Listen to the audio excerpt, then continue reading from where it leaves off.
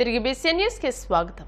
కాకినాడ జేఎన్టీలో ఏర్పాటు చేసిన స్ట్రాంగ్ రూమ్లను ఓట్ల లెక్కింపు ప్రక్రియకు సంబంధించి చేస్తున్న ఏర్పాట్లను గురువారం కలెక్టర్ జె నివాస్, జిల్లా ఎస్పీ సతీష్ కుమార్, జేసీ, పిఠాపురం నియోజకవర్గం రిటర్నింగ్ అధికారి ఎస్ రామసుందర్ రెడ్డి వివిధ నియోజకవర్గాల రిటర్నింగ్ అధికారులతో కలిసి పరిశీలించారు. తొలుత జేఎన్టీయూలోని బీఆర్ అంబేద్కర్ సెంట్రల్ లైబ్రరీలో భద్రపరిచిన పిఠాపురం, జగ్గంపేట, ప్రతిపాడు నియోజకవర్గాలకు చెందిన ఈవీఎంల స్ట్రాంగ్ రూమ్లను పరిశీలించారు. అనంతరం కాకినాడ పట్టణం, తుని నియోజకవర్గాల ఓట్ల లెక్కింపు ప్రక్రియ నిమిత్తం చేస్తున్న ఏర్పాట్లను పరిశీలించి అధికారులను వివరాలు అడిగి తెలుసుకున్నారు. ఈ పర్యటనలో జిల్లా కలెక్టర్ వెంట తుని, కాకినాడ పట్టణం, కాకినాడ రూరల్, జగ్గంపేట నియోజకవర్గాల రిటర్నింగ్ అధికారులు, ఇతర ఎన్నికల సిబ్బంది తదితరులు పాల్గొన్నారు.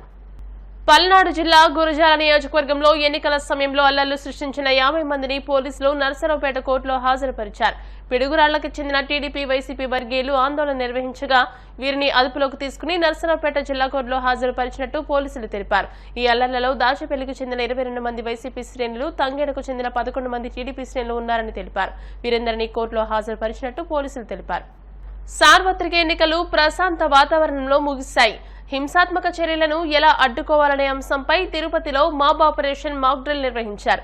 ఒకవైపు నిరసనకారులు ప్లకార్డులు చేతపట్టి అల్లరి మొక్కలు, మరోవైపు వారిని ఎదుర్కొనేందుకు సిద్ధమైన పోలీసులు జన సమూహాలను కంట్రోల్ చేసేందుకు మైక్ ద్వారా మొదట వార్నింగ్ ఇవ్వడం, బాష్పవాయువు ప్రయోగం, లాఠీచార్జ్ నిర్వహించడం వంటి అంశాలపై మాక్ డ్రిల్ నిర్వహించారు. పరిస్థితి అదుపులోకి రాకపోతే ఫైరింగ్ చేయడం, గాయపడిన వారిని అంబులెన్స్ సహాయంతో వైద్య చికిత్స నిమిత్తం ఆసుపత్రికి తరలించడం వంటివి డెమో ద్వారా ప్రజలందరికీ పూర్తిగా అర్థమయ్యేలా నిర్వహించిన మాక్ డ్రిల్ ఆద్యంతం ఆకట్టుకుంది.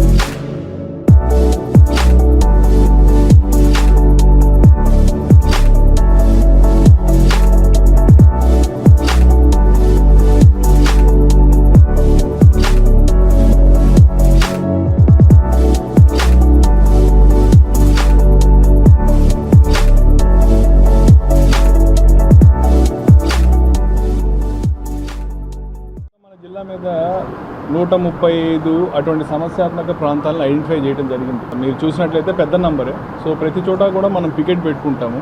అయితే ఆ పికెట్ ఇటువంటి సిచ్యువేషన్ ఏదైతే దాన్ని హ్యాండిల్ చేయగలరా అన్న ఒక చిన్న మాట రావచ్చు. సో దానికోసం ఏం చేస్తామంటే మనం ఇప్పుడు ఏదైతే డ్రిల్ చేస్తామో ఇలాంటి టీమ్స్, మాబ్ కంట్రోల్ టీమ్స్ దాదాపు ఒక 3 టీమ్స్ పెట్టుకుంటున్నాం. సో కౌంటింగ్ సెంటర్ దగ్గర ఒకటి, తర్వాత పోతే కొంచెం మాకు 3 టియర్స్లో చేసాం. కౌంటింగ్ సెంటరు, తర్వాత ఇన్నర్ కార్డను, తర్వాత అవుటర్ కార్డన్. ఇన్నర్ కార్డన్ వచ్చి మనకు అరౌండ్ ఒక 500 మీటర్స్ టు 600 మీటర్స్ కవర్ అవుతుంది. ఇంకోటి ఏంటంటే 2-3 కిలోమీటర్ల బయట అవుటర్ కార్డన్ ప్లేసెస్ పెడుతున్నాం. ఇవేంటంటే ప్రధానంగా మనకు ఏదైతే సమస్యాత్మకమైన కాన్స్టిట్యున్సీస్ నుంచి మన తిరుపతిలోకి వచ్చే రూట్స్ అక్కడ పొజిషన్ చేసుకొని ఉంటాం. సో కాబట్టి ఒకవేళ అక్కడ ఎటువంటి సమస్య ఉన్నా కానీ ఇమీడియట్గా మనం ఫోర్స్ని మొబిలైజ్ చేసి అక్కడ తీసుకెళ్ళి హ్యాండిల్ చేసే విధంగా ప్లాన్ చేస్తాము. ఈ డ్రిల్ అంతా కూడా మీరు అన్నట్టు అంటే మనము దానికి ప్రిపేర్ అయి ఉంటాము, కానీ మనము అనుకోని సిచ్యువేషన్స్ చాలా వస్తాయి. అయితే మన ముందున్న ఛాలెంజ్ ఏమంటే బేసికల్ అటువంటి సిచ్యువేషన్స్ వచ్చినప్పుడు ఎంత మినిమం టైంలో మ్యాక్సిమం ఫోర్స్ని మొబిలైజ్ చేయగలం అనే దాని మీదే మన ఇది ఉంటుంది.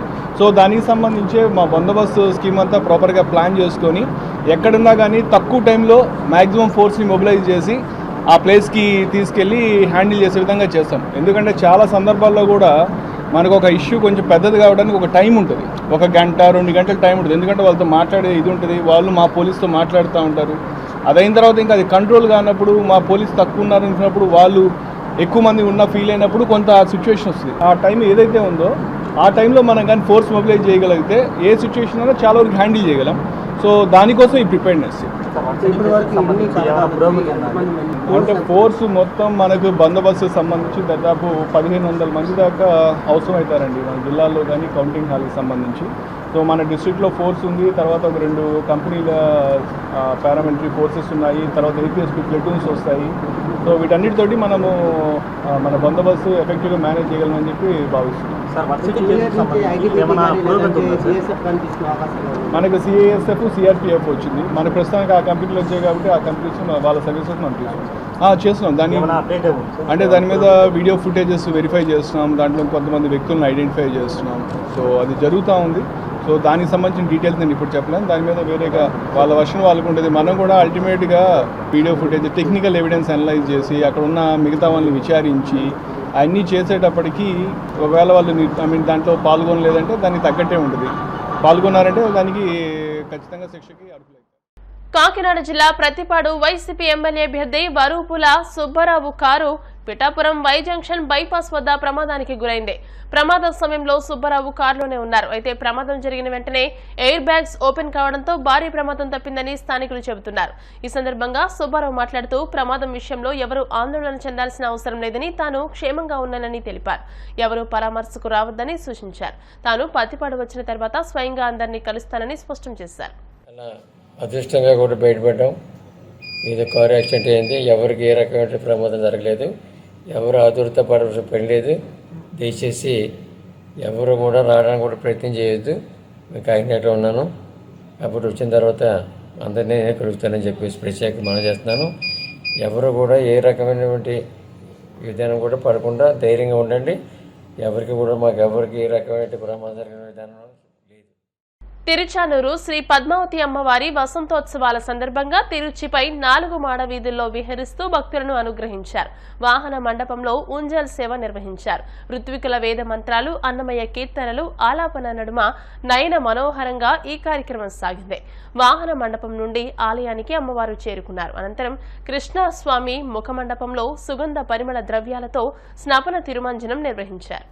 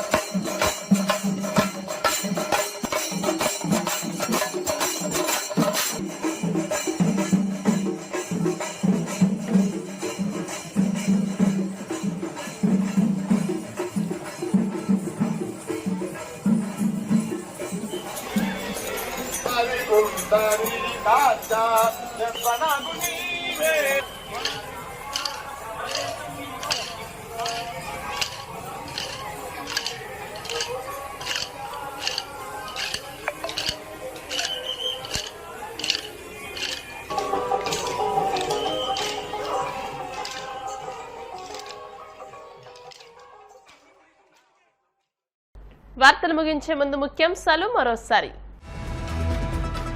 పెందుర్తి పోలీస్ స్టేషన్ పరిధిలో పోలీసుల విస్తృత తనిఖీలు. అక్రమంగా నిల్వ ఉంచిన మందుగుండు సామాగ్రి స్వాధీనం.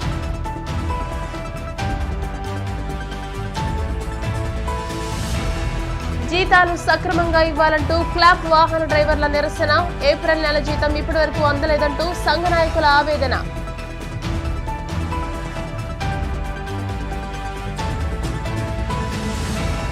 కాకినాడ సిటీ ఎమ్మెల్యేగా కొండబాబు గెలవాలంటూ సైకిల్ యాత్ర. కూటమి అధికారంలోకి రానుందంటూ నాయకుల్లో ధీమా.